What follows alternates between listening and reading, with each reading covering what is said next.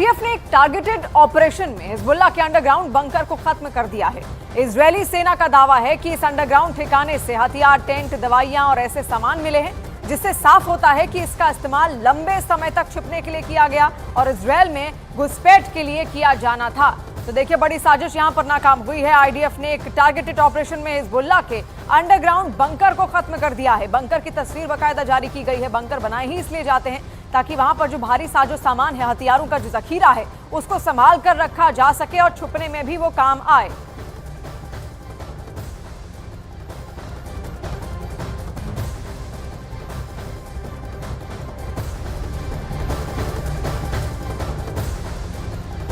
और अमेरिका में चुनाव को लेकर बहुत बड़ा अलार्म बज रहा है। खतरा इस बात का है कि जब अमेरिका में चुनाव हो रहा होगा तभी ईरान इजरायल पर हमला बोलेगा। इस खतरे को देखते हुए अमेरिका ने ईरान के आसपास अपने बैटलशिप तो तैनात कर दिए हैं, लेकिन ईरान को रोकने के लिए उसके पास कोई पुख्ता उपाय नहीं है।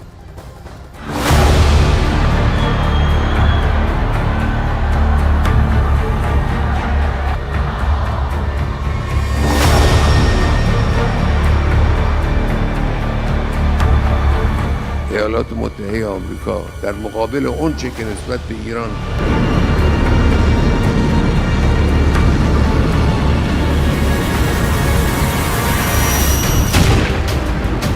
26 अक्टूबर के बाद तारीख बदलती रही, दिन गुजरते रहे और वक्त के साथ ईरान के बदले वाला मिजाज और खतरनाक होता गया। क्या यही तस्वीरें अमेरिका का सबसे बड़ा डर है?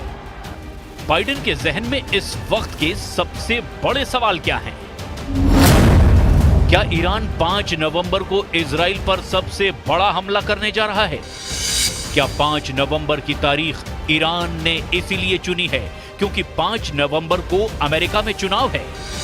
क्या ईरान चाहता है कि जब पूरे अमेरिका का फोकस ट्रंप और कमला हैरिस पर हो, तब इजराइल पर 1000 से ज्यादा मिसाइल एक साथ दाग दी जाए?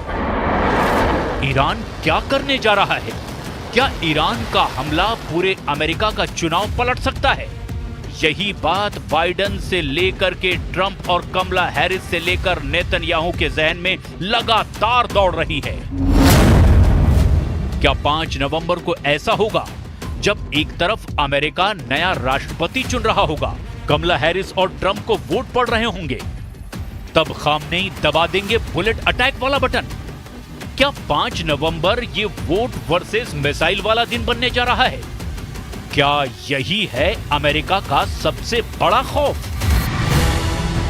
ईरान बार बार कह रहा है कि उसका तीसरा हमला यानी ऑपरेशन ट्रू प्रॉमिस 3 बहुत घातक होने जा रहा है और इजराइल पछताएगा कि उसने ईरान पर 26 अक्टूबर वाला हमला क्यों किया। अगले 24 घंटे बहुत अहम हैं, क्योंकि जब अमेरिका अपना राष्ट्रपति चुनने जा रहा है, तब इजराइल के कई बड़े टारगेट्स का डेटा ईरान की मिसाइल कंट्रोल में फीड कर दिया गया है। इजराइल की कैपिटल तेल अवीव, इजराइल का दूसरा सबसे बड़ा शहर और पोर्ट सिटी हाइफा, इजराइल का तीसरा सबसे बड़ा शहर अश्केलॉन, इजराइल का सबसे बड़ा बंदरगाह अशदोद, इजराइल का सबसे खतरनाक मिलिट्री बेस नेवातिम और नेगेव के रेगिस्तान में सबसे बड़ा शहर बीरशेबा। इन्हें मिलाकर इस वक्त इजराइल के 25 शहरों में ऐसा अलर्ट है, एक ऐसी घड़ी टिक टिक कर रही है जिसमें हमले वाले अलार्म की घंटी नहीं बजेगी। हमला फौरन होगा और बिना नोटिस के होगा। इस हमले का कंट्रोल अब पूरी तरह ईरान के पास है। 1000 मिसाइलों वाला ये वो टाइम बम है जिसके टारगेट पर पूरा इजराइल है। 1 अक्टूबर जैसा हमला दोबारा किसी भी वक्त हो सकता है। ये बात नेतन्याहू और उनके वॉर कैबिनेट को पूरी तरह से मालूम है, क्योंकि ईरान में 3 लेवल पर फैसला हो चुका है। पहला लेवल यानी सबसे बड़ा इशारा ईरान के सुप्रीम लीडर अली खामनेई से मिला। उन्होंने कह दिया है कि 26 अक्टूबर को हुए हमले का जवाब देना जरूरी है। दूसरा लेवल यानी सरकार के स्तर पर ईरान के राष्ट्रपति मसूद पजेश्कियान ने कह दिया है कि ईरान अब इजराइल से बदला जरूर लेगा। और तीसरा लेवल यानी ईरान की सेना। रिवोल्यूशनरी गार्ड्स के बड़े कमांडर हुसैन सलामी ने कह दिया है कि इजराइल को सजा जरूर मिलेगी। متجاوزی حاضر نیستن کوتاه بیان و کوتاه هم نخواهند اومد. قطعاً کسانی که آزادند در مقابل این تجاوزات و این جنایت‌های این رژیم سفاک کوتاه نخواهند اومد. ما از حق و حقوق کشورمون 1 अक्टूबर को ईरान ने जिस तरह से इजराइल पर बैलिस्टिक मिसाइलों की बरसात की थी, ये तीनों ऑर्डर उसी हमले की कामयाबी और फिर इजराइल के जवाबी हमले के असर को लेकर दिए गए हैं। ये खबर देखिए, इसकी हेडलाइन देखिए। ईरान में मिलिट्री के सूत्रों ने बताया है कि इजराइल पर हमले के लिए 1000 मिसाइल तैयार कर ली गई है। 1 अक्टूबर को ईरान ने 200 बैलिस्टिक मिसाइल फायर की थी। इस बार ईरान 1000 मिसाइल फायर करेगा तो क्या होगा? ये बात इजराइल से ज्यादा अमेरिका को परेशान कर रही है, क्योंकि युद्ध आगे बढ़ा तो खाड़ी में अमेरिका के अड्डे ईरान के सॉफ्ट टारगेट बन सकते हैं। बहुत साफ है कि ईरान में हर लेवल पर यह बात पक्की हो चुकी है कि अब इजराइल पर काउंटर अटैक उसकी जिम्मेदारी बन चुकी है।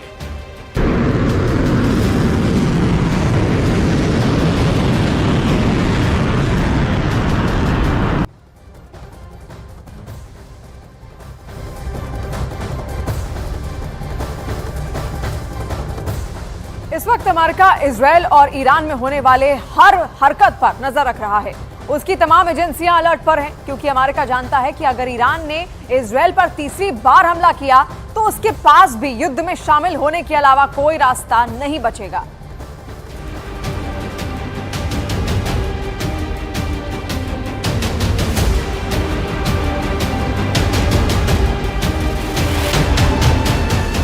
इस युद्ध को किसी भी तरह खत्म करने के लिए पश्चिमी देशों और संयुक्त राष्ट्र पर बहुत ज्यादा दबाव है।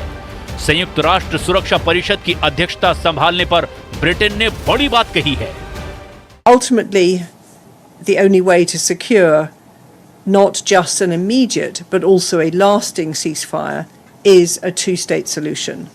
And to achieve this, of course, we need to think about what pathway there is to rebuilding Gaza as part of a viable Palestinian state, including East Jerusalem and the rest of the West Bank, living side by side with a secure and safe Israel.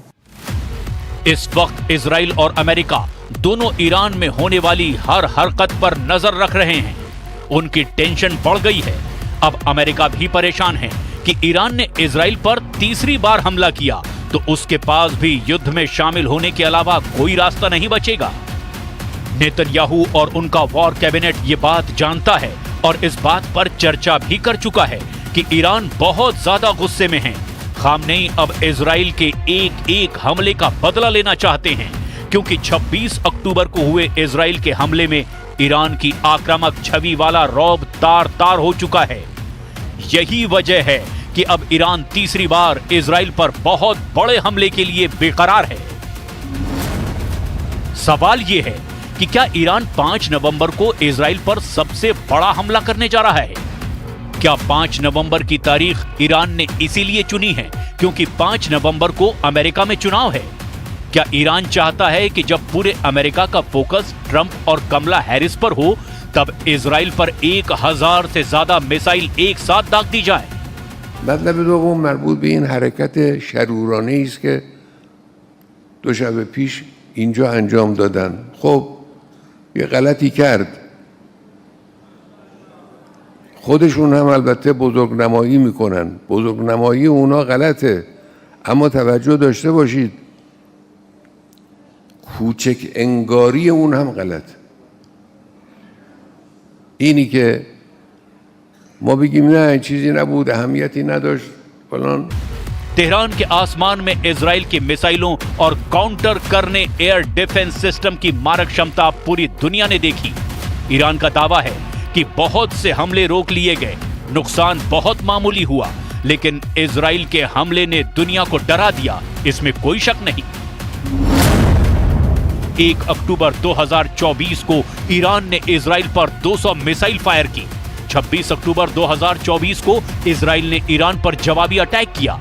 अब सवाल है कि Iran का counter attack 5 नवंबर को आएगा, जब America में चुनाव है।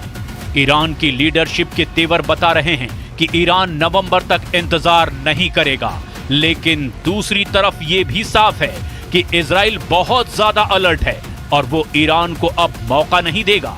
इस बार नेतन्याहू किसी भी हद तक जा सकते हैं, ये बात वो बार बार कह रहे हैं। מי שפוגע בנו, אנחנו פוגעים בו. זהו העיקרון שהנחה אותנו עד היום, וזה העיקרון שינחה אותנו גם בהמשך הדרך. התקיפה באיראן הייתה מדויקת ועוצמתית, והשיגה את כל מטרותיה. नेतन्याहू की धमकी में खतरा साफ साफ नजर आ रहा है। नेतन्याहू को अपनी वायुसेना पर पूरा यकीन है। वो जानते हैं कि इजराइल के फाइटर जेट और उनके स्पेशल मिसाइल ईरान के एक एक इंच को कवर करती है। लेकिन सवाल ये है कि क्या ईरान खामोश बैठ जाएगा या फिर 5 नवंबर खामनेई दबवाएंगे वो बटन जिसके बाद वर्ल्ड वॉर होने का खतरा 10 गुना बढ़ जाएगा।